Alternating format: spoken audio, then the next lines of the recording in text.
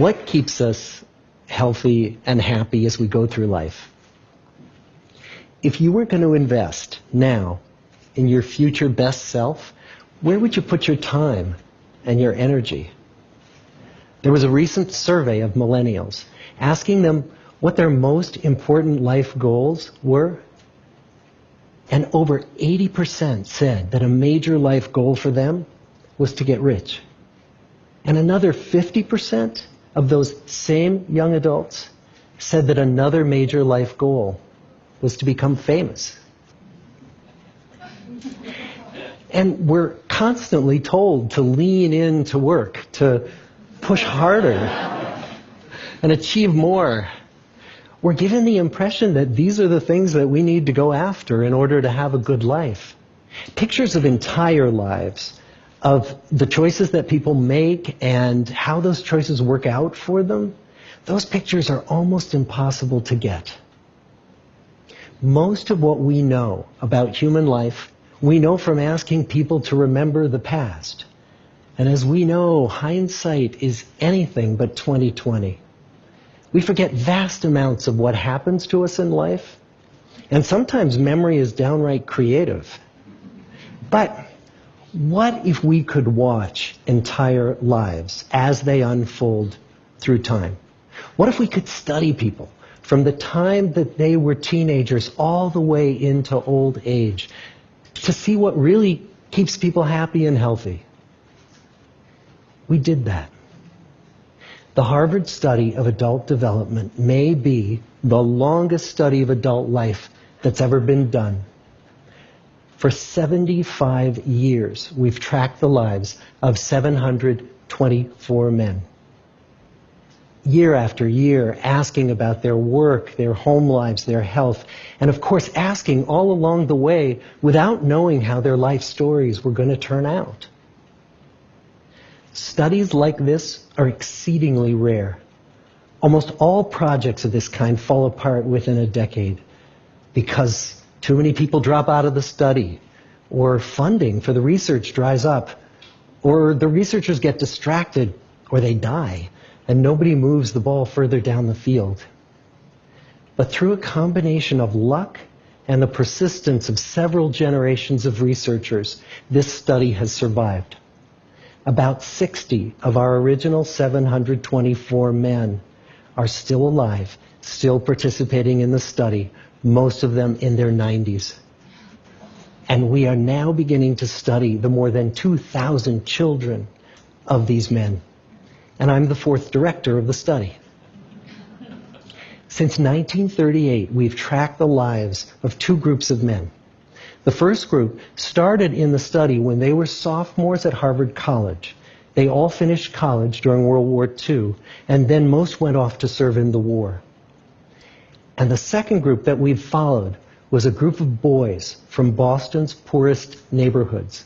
Boys who were chosen for the study specifically because they were from some of the most troubled and disadvantaged families in the Boston of the 1930s.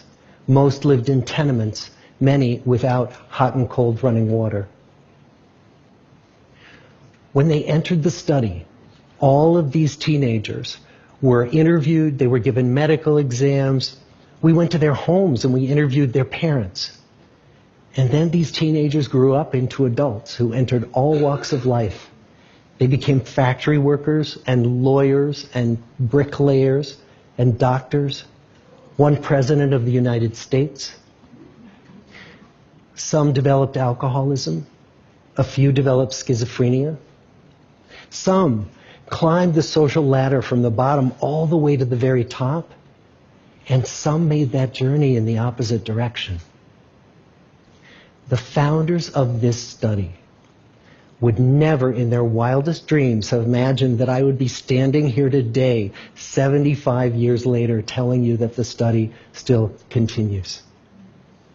Every 2 years, our patient and dedicated research staff calls up our men and asks them if we can send them yet one more set of questions about their lives.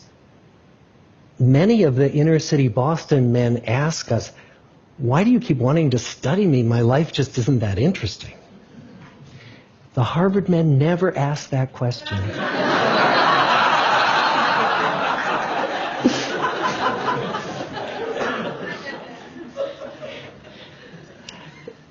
get the clearest picture of these lives, we don't just send them questionnaires.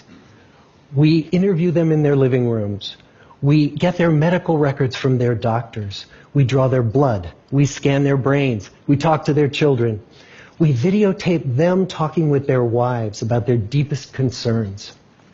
And when about a decade ago we finally asked the wives if they would join us as members of the study, many of the women said, "You know, it's about time." So what have we learned? What are the lessons that come from the tens of thousands of pages of information that we've generated on these lives? Well, the lessons aren't about wealth or fame or working harder and harder. The clearest message that we get from this 75-year study is this: good relationships keep us happier and healthier. Period. We've learned 3 big lessons about relationships. The first is that social connections are really good for us and that loneliness kills. It turns out that people who are more socially connected to family, to friends, to community are happier, they're physically healthier, and they live longer than people who are less well connected. And the experience of loneliness turns out to be toxic. People who are more isolated than they want to be from others find that they are less happy, their health declines earlier in midlife, their brain functioning declines sooner, and they live shorter lives than people who are not lonely. And the sad fact is that at any given time, more than 1 in 5 Americans will report that they're lonely. And we know that you can be lonely in a crowd and you can be lonely in a marriage. So the second big lesson that we learned is that it's not just the number of friends you have, and it's not whether or not you're in a committed relationship, but it's the quality of your close relationships that matters. It turns out that living in the midst of conflict is really bad for our health. High conflict marriages, for example, without much affection, turn out to be very bad for our health, perhaps worse than getting divorced. And living in the midst of good, warm relationships is protective. Once we had followed our men all the way into their 80s, we wanted to look back at them at midlife and to see if we could predict who was going to grow into a happy, healthy octogenarian and who wasn't. And when we gathered together everything we knew about them at age 50, it wasn't their middle-aged cholesterol levels that predicted how they were going to grow old. It was how satisfied they were in their relationships. The people who were the most satisfied in their relationships at age 50 were the healthiest at age 80. And good, close relationships seem to buffer us from some of the slings and arrows of getting old. Our most happily partnered men and women reported in their 80s that on the days when they had more physical pain, their moods stayed just as happy. But the people who were in unhappy relationships, on the days when they reported more physical pain, it was magnified by more emotional pain. And the third big lesson that we learn about relationships and our health is that good relationships don't just protect our bodies, they protect our brains. It turns out that being in a securely attached relationship to another person in your 80s is protective. That the people who are in relationships where they really feel they can count on the other person in times of need, those people's memories stay sharper longer. And the people in relationships where they feel they really can't count on the other one, those are the people who experience earlier memory decline. And those good relationships, they don't have to be smooth all the time. Some of our octogenarian couples could bicker with each other day in and day out.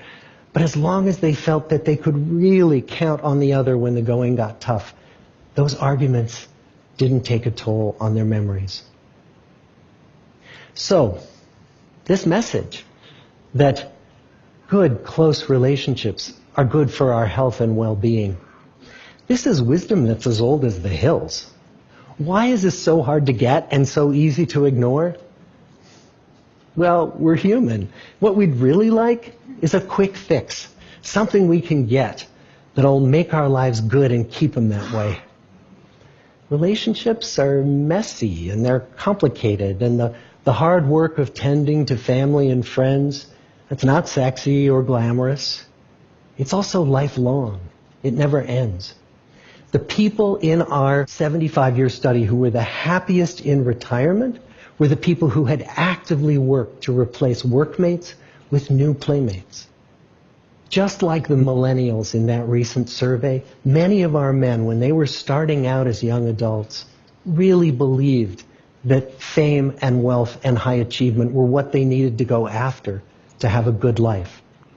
But over and over these 75 years, our study has shown that the people who fared the best were the people who leaned into relationships with family, with friends, with community. So what about you? Let's say you're 25, or you're 40, or you're 60. What might leaning into relationships even look like? Well, the possibilities are practically endless. It might be something as simple as replacing screen time with people time, or livening up a stale relationship by doing something new together, long walks or date nights, or reaching out to that family member who you haven't spoken to in years, because those all too common family feuds take a terrible toll on the people who hold the grudges. I'd like to close with a quote from Mark Twain. More than a century ago, he was looking back on his life, and he wrote this: "There isn't time, so brief is life, for bickerings, apologies, heartburnings, callings to account. There is only time for loving, and but an instant, so to speak, for that. The good life is built with good relationships." Thank you.